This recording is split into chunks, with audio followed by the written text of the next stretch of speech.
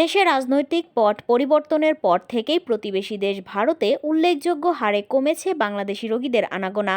এর ফলে সেখানকার হাসপাতালগুলোতে চলছে এক প্রকার শুনশান নীরবতা।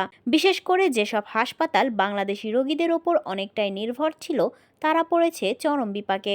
বাংলাদেশ থেকে রোগী যাতায়াত প্রায় 70% কমে যাওয়ায় কলকাতা সহ ভারতের অন্যান্য শহরের হাসপাতাল ব্যবসায় ব্যাপক ধস নেমেছে।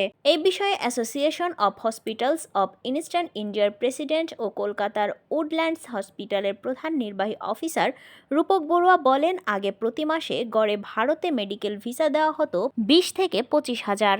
এখন সেটা কমে দাঁড়িয়েছে 700 থেকে 1,000-এ। তাও সব নতুন রোগী নয়, পুরনো রোগী যাদের চেক আপ আছে তারাই ভিসা পাচ্ছেন। তিনি আরও বলেন, এই কারণে পুরো ভারতের হাসপাতাল শিল্পের ওপরেই বড় ধাক্কা এসেছে। বিষয়টি নিয়ে ভারতের অন্যতম বৃহৎ হাসপাতাল গোষ্ঠী মণিপাল হসপিটালের পূর্বাঞ্চলীয় চিফ অপারেটিং অফিসার ডাক্তার আয়নফ দেবগুপ্তের সঙ্গে কথা হলে তিনি বলেন, এটা খুবই দুর্ভাগ্যজনক যে বাংলাদেশ থেকে বহু রোগী ভারতে হাসপাতালগুলোতে আসতে পারছে না। তবে যারা পুরনো রোগী, তাদের চিকিৎসায় যেন ছেদ না পড়ে সেই জন্য টেলিমেডিসিনের ব্যবস্থা করেছেন তারা। এই অনলাইন কনসালটেশনের সংখ্যা দিন দিন বাড়ছে। প্রসঙ্গত, 2023 সালে বাংলাদেশ থেকে প্রায় 4.5 লাখ মানুষ ভারতে চিকিৎসা নিতে যান।